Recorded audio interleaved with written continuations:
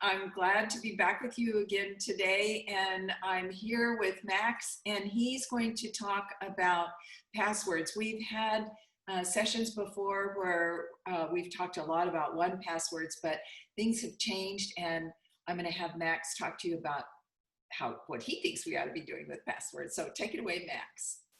All right. Welcome back, everybody. So today we're going to be talking about a very interesting question, and this is one that I get a lot, and when we properly take care of passwords, it really can make everyone's lives a lot easier. So if you guys have been around for a while, you might remember a presentation I gave a couple of years ago now that was talking about password managers, and the one that I talked about primarily was called 1Password. And that was a paid password manager that would allow you to keep track of all your passwords and also autofill them into websites. Some competitors to 1Password were LastPass and Dashlane, both of which you guys might have used at some point. And back then I actually was recommending these. These were the most powerful and the most secure pieces of software available for you to purchase. But now my opinion has actually changed on that.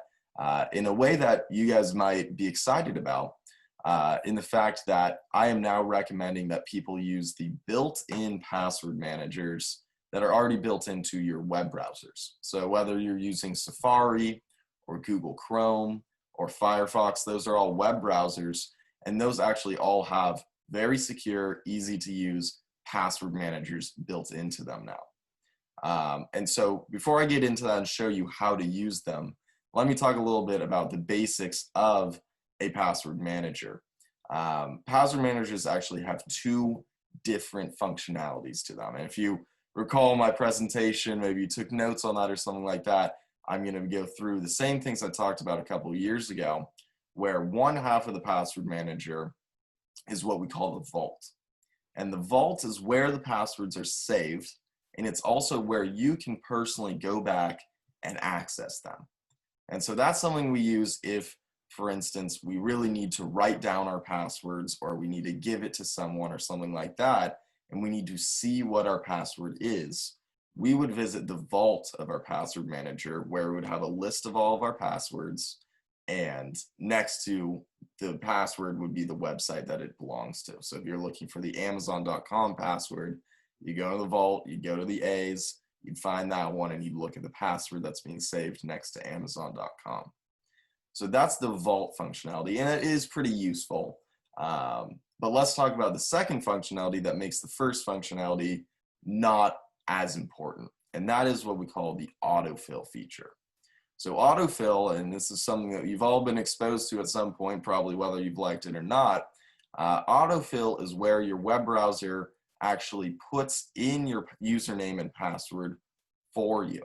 So instead of you having to type it in every single time you visit Amazon.com, the web browser will actually suggest that this is your username, this is your password, and all you really have to do from there is sign in. Now, if we use autofill perfectly, and it's working all the time, and we're not changing passwords or anything like that, autofill pretty much makes it so that you don't really ever have to A, remember your password, or B, even go into the vault and see what your password is, because every time you need to use it, it'll already be saved for you. So let me show you what these two look like in practice, because now, as I said before, every web browser has these features built into them for free. So we no longer really have to pay 1Password or LastPass or Dashlane the $4 or $5 a month that they're charging us to keep our passwords for us, because this is as secure and honestly works a little bit better than 1Password and LastPass would, and I'll show you why. So I'm going to go through the steps to access your password manager on two of the three main web browsers today. I'm going to go through Google Chrome first, and then I'm going to talk about Safari, and I'll talk about really which one you probably should be using, although it doesn't really matter that much. So let me start with Google Chrome. If you are in Google Chrome, let's go to a new tab here. You might have already seen a prompt pop up when you're signing into a website. It'll pop up in the little middle of the screen right here, and it'll say, would you like to save this password? And some of you might have said no because you didn't know if it was secure. And honestly, that's a good move because it's better to be cautious about stuff, especially if it's a sensitive website. But some of you might have said yes already. And so if you have said that in the past, you're actually already going to have some things in your vault. So let me show you how to access it, and then I'll show you how to add new passwords into it. So if you're in Google Chrome and you go up to the top right corner here, and you kind of see a picture of your face or a little circle with the first letter of your name in it, that means you're signed into something called Google Sync, which is a great thing to get signed into. And if I won't go too in depth into that, but if you are signed into it, that's awesome. And so if you do see your face here, all you have to do to access your vault is to click on your face and then come right here to where it says, where it has a little key right here, and that's going to be your passwords. Click on that, and that'll take you straight into this. So you'll see these are all of your saved passwords, and this is actually your vault. So this is where, as I described before, it's going to have all your websites, and those are going to be in alphabetical order. It'll have your username, and then it'll have your password next to it. So let me take one of these. I'll use this one. This is a website that I use for school. And let's see, my username is fuzzykitten23. It's very cute. But I need to go access what my password is. And so all I have to do to access what my password is at this point, you can see it's all blurred out with these little dots right now, is press on this little I right here. And then the only layer of security that they have on here is they're going to now ask you to enter in your login password for the computer. So this is the password that you enter in when your computer first boots up. It's asking you to log in. This is the password it's asking for here. I actually controversially do not have one, so I'm just going to press the return button on my keyboard, just like that.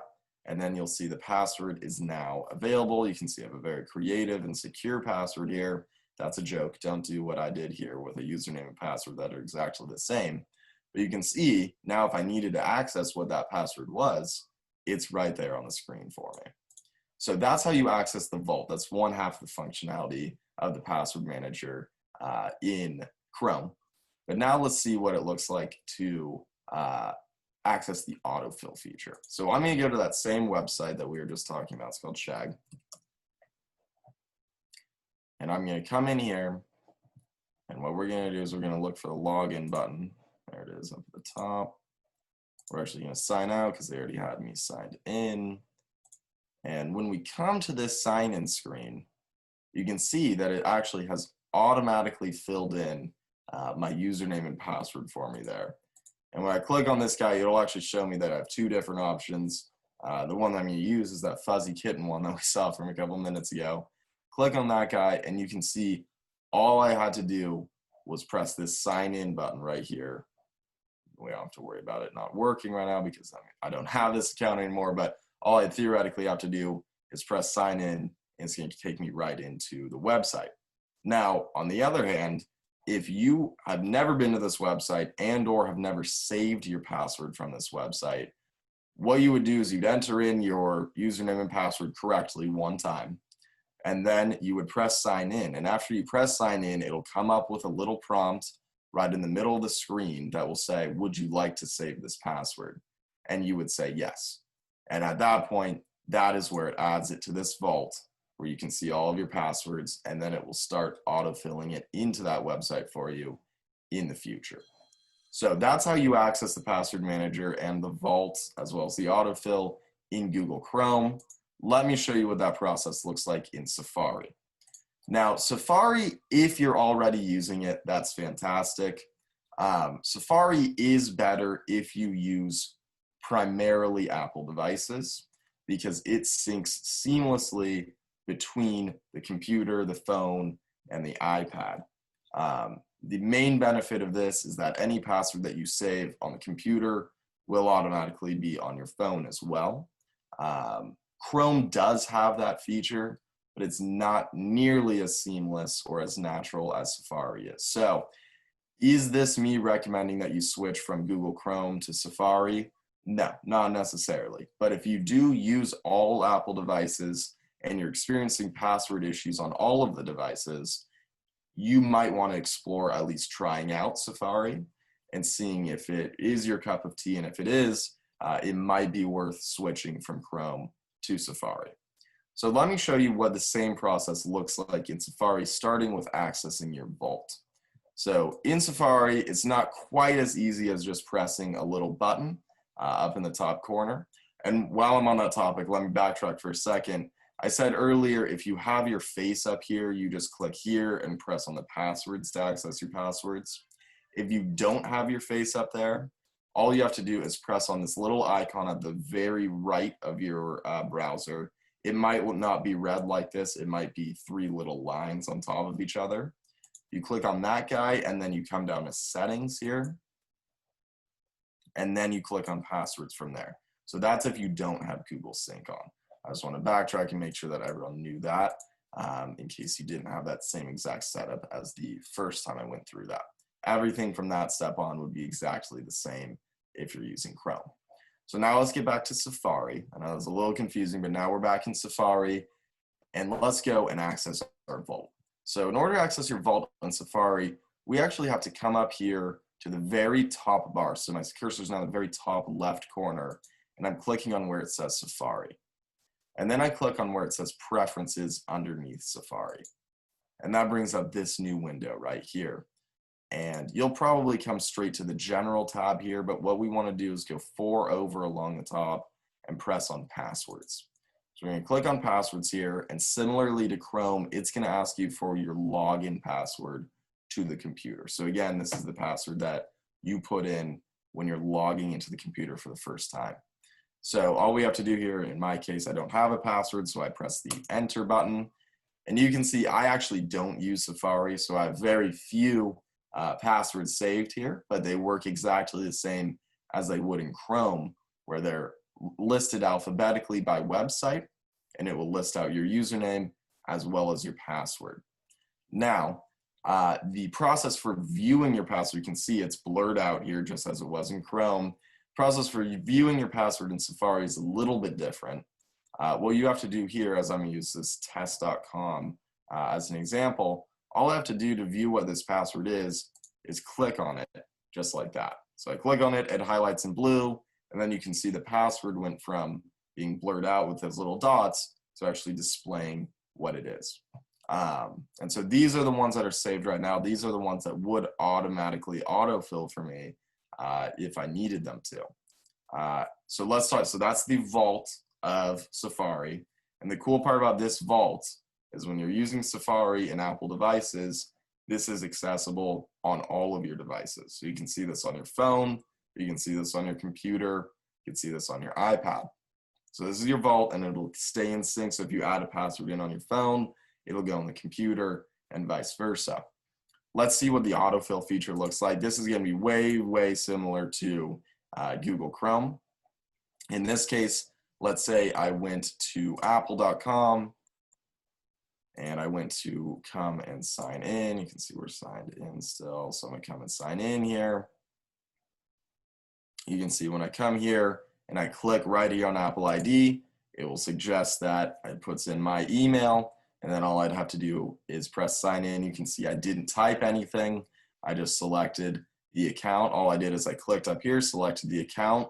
You can also do it by pressing this little key at the back of the box here. It'll show you all of the logins that I have saved for you. You pick the one that's correct. Put that in. It'll put your password in, and all you have to do is press sign in. Similarly to Chrome, if you had not yet saved your password for a website, all you have to do is put it in correctly once, username and password, press sign in, and then in the middle of the screen, it will offer to save that password for you. If you press yes, then it will add it to your vault, and then it'll start autofilling for you automatically. So the cool part about this is that both of these built-in password managers, and it works similarly on Firefox, but I'm not going to go through that today. If you do use Firefox, you can follow the steps that we did for Chrome. They are almost exactly the same. But you can see that both of these password managers essentially do the same thing as the ones you pay for, such as 1Password. And the cool part is they're free. The other interesting part to note there is that they actually work a little bit better.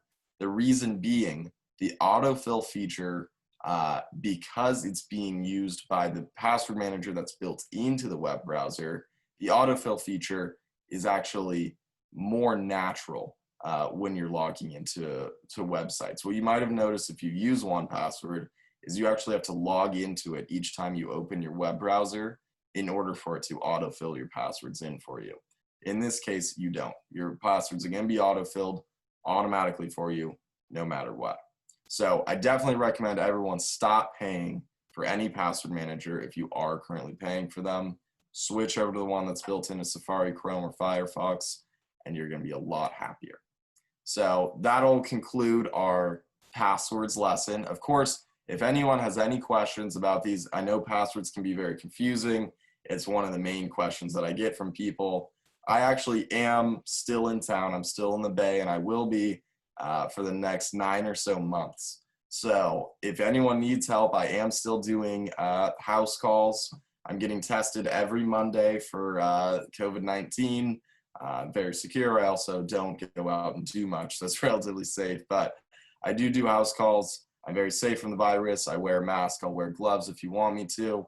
You can reach out to me either at my personal number, which is 925-482-5488, or my email, which is max@itkid.co. And shoot me an email there. I'd be happy to come out and help you with any issues, as I will be around for a while.